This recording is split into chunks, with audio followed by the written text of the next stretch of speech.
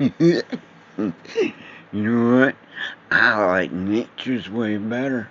It evaporates off the ocean, goes over to the mountain, rains down on the mountain, and it gets filtered through the rocks and the soil where it's mineralized, and then it goes down the streams where vortexes against the rocks, where oxygen's being imploded into it through the waterfalls and minerals imploded.